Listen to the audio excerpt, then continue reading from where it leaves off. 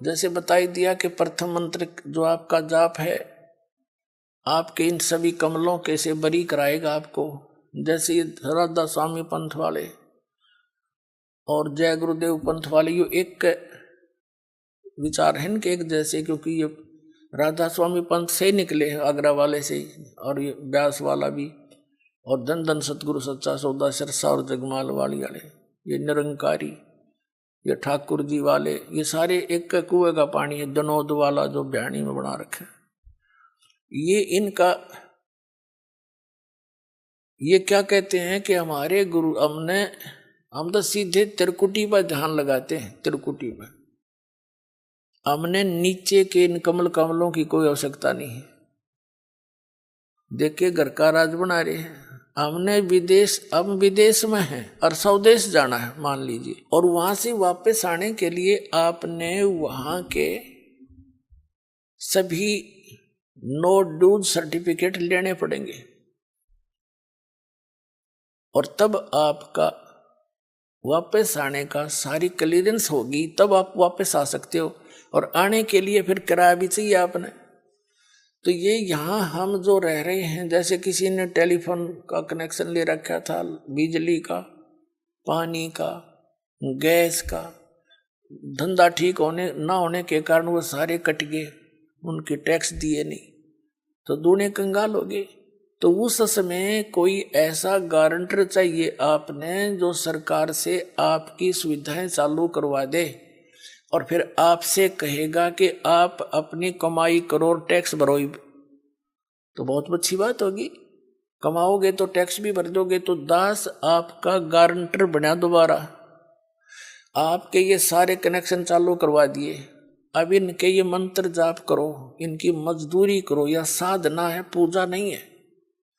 पुण्यात्माओं, पूजा और साधना में बहुत अंतर होता है। पूजा तो वो कसक है किसी वस्तु के पाने की, जैसे हमने जल प्राप्ति करनी है और जल पृथ्वी में है, तो हमारे अंदर जो पूजा है वो तो जल है पूज्य।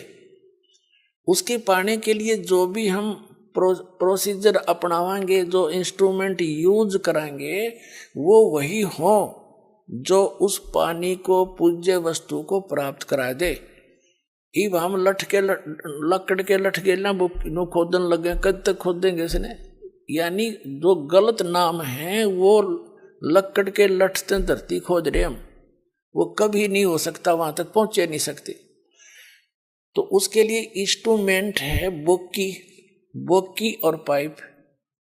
जैसे सतनाम आपका है, ये बोकी और समझ लो पाइप है, और इसको लगाएंगे तो यह मजदूरी है। ये दो मंत्र, ये हमारा जाप, ये हमारा पूज्य नहीं है। उस पूज्य वस्तु को पाने के लिए ये इंस्ट्रूमेंट है हमारे, या साधना है, या मजदूरी है। और पूजा हम जल की कर रहे हैं, हम पूजा कबीर साहब की कर रहे हैं, सतलोक जाने की, उस सुख को पाने की।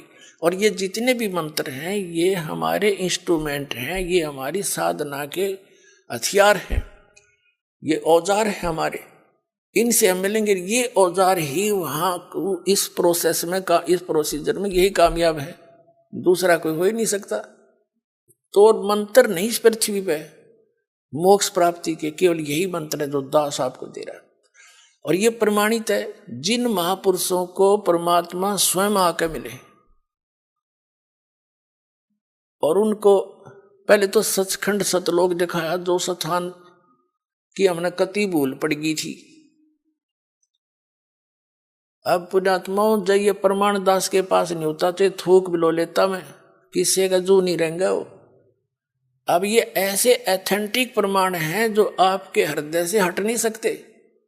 आज किन किन को भगवान मिले? आदरणीय धर्मदास साहिब जी को, और इस कथा से खूब परिचित है पूरा कबीर पंथ। आदरणीय नानक साहिब जी को परमात्मा मिले, सचखंड लेकर गए।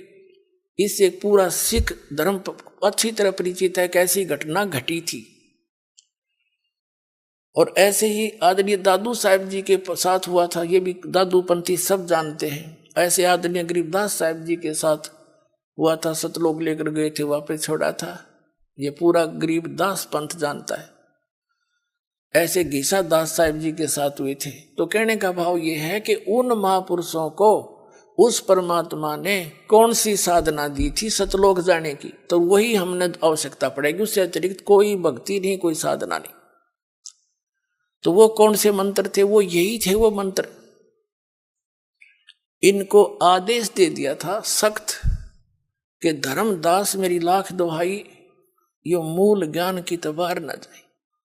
और फिर इसी प्रकार कहा था, धर्मदास मेरी लाख दुहाई, ये सार शब्द कहीं बार ना जाए। ये मूल ज्ञान और सार शब्द बार जो पढ़ी, बिचली पीढ़ी हंस नीतर ही। अब जितना भी युग काल का सबसे ज्यादा सबसे अधिक जो पंथ का विस्तार हुआ है, ये राधा स्वामी से हुआ है, दूसरे नंबर निरंकारी से हुआ है। और ये दोनों के दोनों गुरु ग्रंथ साहिब को पढ़ के न्यारा सांग जोड़ा। और यदि ये मंत्र गुरु ग्रंथ साहिब में होते तो ये यही मंत्र देते पाते। तो बता आज ये दास कैसे भिन्नता बताता आपको कि ये अधिकारी है नहीं। चल ये अधिकारी होते और ये मंत्र दे रहे होते तो कोई दिक्कत ना थी। मैं क्यों थूक बिलाऊं, वो क्यों सिर में दर्द करता, मैं भी लेकर नाम अपने पार हो जाता। ये अधिकारी नहीं है, इनके पास ये मंत्र भी नहीं है। और उनको परमात्मा ने, उन महापुरुषों को इसलिए मना कर दिया था कि यह बात बिगड़ जाएगी। बीचली पीढ़ी में मेरा और काल का एक एग्रीमेंट हो रहा है कि कलयुग में कितने जीव ले जाना। तो परमात्मा ने पता था कि बीचली पीढ़ी में पहले तो शिक्षित करूंगा इन सबको। नहीं पिछला इतिहास देख लो, हमारे दादे परदादे ने कोई पाड़ी जाया करता, कोई हाड़ी जाया करता, कोई कितना मजदूरी करके अपना टाइम पास कराया करते, उन्हें पढ़ने की आवश्यकता नहीं थी। अब हमने पढ़ाई को एक प्रथम मान लिया सिर्फ रोजी रोटी के लिए। हमने तो इसलिए स्पीड खींची थी, हरीबिया काम आओगी वो दूसरी जगह या शिक्षा परमात्मा के पहचानने के लिए। ये कंप्यूटर बना दिए, इंटरनेट बनवा दिए। ये कबीर गॉड गिवन माइंड है, ये उस परमात्मा ने दी है बुद्धि, ना काल बुद्धि दे। ये तो पहले पिछला इतिहास देख लो, रथों में 4-4 5-5 गधे जोड़ कर ये खच्चर घोड़े और घसीटे अंडा करते, उसने सबसे बड़ी सवारी में अन्या करते। वो कोई तरीका था, एक नोन बाजो वैरो लठम लट्ठा गेला। तो ये ऐसी बुद्धि कर रखी थी इसने हमारी। ये कबीर साहब ने दिया है ये सारी टेक्निक। और दी किस लिए? आप जी को घर बैठे संदेश देने के लिए। वो इतना दयालु है कि घर बैठे दूंगा अपने बच्चों को शिक्षा, और पहचान लेंगे पूरे विश्व में मेरा नाम होगा और सबका कल्याण होगा।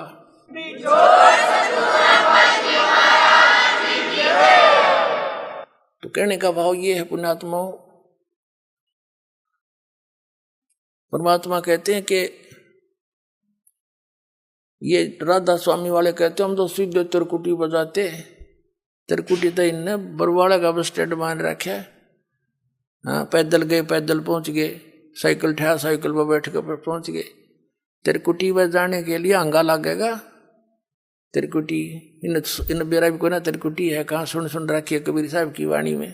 किसी को नहीं पता इन संतों को तिरकुटी है कहाँ और क्या स्थिति है वहां पर। मारे सट्टे सुड़ी सुनाई। तो ये सारे आप सिद्धे हो जाएंगे। भगत समाज बुद्धिमान है, बोले बाले श्रद्धालु बैठे हैं अभी तक इन सोच के कि देखेंगे। और अब तो वो इस ऐसे बैठे हैं कि यूं चला जाएगा जब देखेंगे पाछे थे। वो ग्रुप के ग्रुप सेट हुए बैठे हैं, लेकिन अंदर से खोखड़े हो लिए सारे।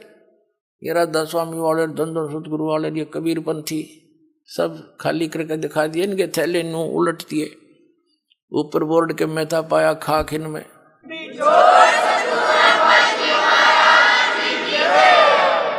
तो तिरकुटी पर जाने के लिए जैसे आपको बताया कि जैसे हमारा जल पूज्य है, पूजा हम जल की करते हैं, और ये नामों की साधना जो है ये तो इंस्ट्रूमेंट है अपने।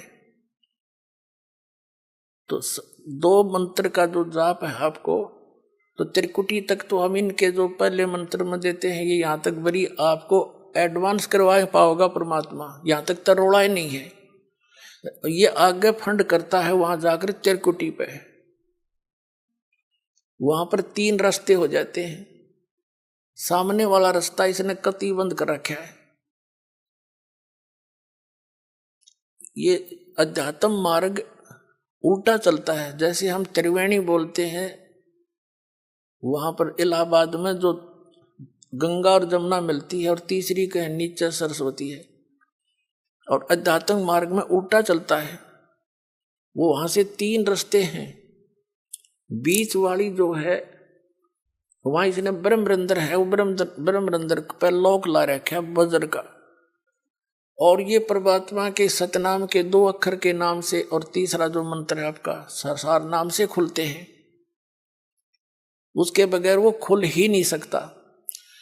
तो कहने का भाव ये है, त्रिकुटी पर जब आप पहुंच जाओगे, जैसा भाव आपका इस दास के प्रति यहाँ रिहर्सल के दौरान आपका होगा, तो वहां आप दास दिखेगा, आप वहां पहुंचोगे। जिसमें जैसा स्वभाव होगा वहां आपकी रिहर्सल वहां काम आ गया, और वहां बहुत से मेला भरा होगा, कोई कुछ कह रहा होगा, इसने के बेरा यू तनु है, जैसे अब भी आप बहुत कुछ सुनते हो समाज में। तो वहां जाकर यदि तुम डगमगोगे, तारी बात बिगड़ जाएगी। तो यहां रिहर्सल इसलिए कराई जाती है, गुरु मानुष कर जानते ते नर कहिए अंध, वह दुखी संसार में आगे काल के फंद। तो हम जैसे जल की प्राप्ति के लिए बोकी और पाइप प्रयोग कर रहे हैं, तो ये सतनाम जो है ये बोकी और पाइप समझ लो। अब सतनाम से भी मोक्ष नहीं, और अकेला सोहम नाम जप करने से भी लाभ नहीं। जैसे कबीर साहब की एक वाणी है कि जो जन होगा जो हरि, वो लेगा शब्द बिल गाए, और सोहम सोहम जप मेरे व्यर्था जन्म गवाए। यानी जो जौहरी होगा, सही ज्ञानवान होगा, तो इन शब्द को सही ढंग से पहचान लेगा, भिन्न भिन्न समझ कर प्राप्त करेगा। अकेले सोहम नाम का जाप करने से कोई यूज नहीं। जैसे सोहम का 2 ऐसे कर लेते हैं, सो बाहर हम अंदर, या हम बाहर सो अंदर, ऐसे करते, ये गलत है, साधना ठीक नहीं। और यदि सतनाम भी आपको प्राप्त हो गया, सार नाम नहीं मिला, तो भी आप मोक्ष प्राप्ति नहीं कर सकते। और सतनाम के बिना सार नाम आपको काम नहीं कर सकता।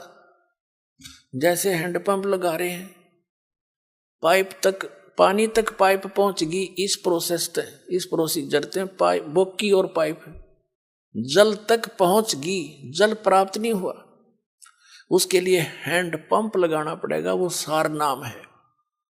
और सार नाम जिसको आदि नाम, सार शब्द, अकय शब्द उसको कहते हैं। फिर उसकी भी सेवा, उसका सेवन करना है। हैंडपंप भी ऐसे उसको हिलाना पड़ता है, तब वांछित वस्तु प्राप्त होती है। ये है प्रोसीजर पूरा इस परमात्मा के पाने का। और वो मंत्र इस दास के पास है, अविलंब प्राप्त करो, अपना कल्याण कराओ। बोलो सतगुरुदेव।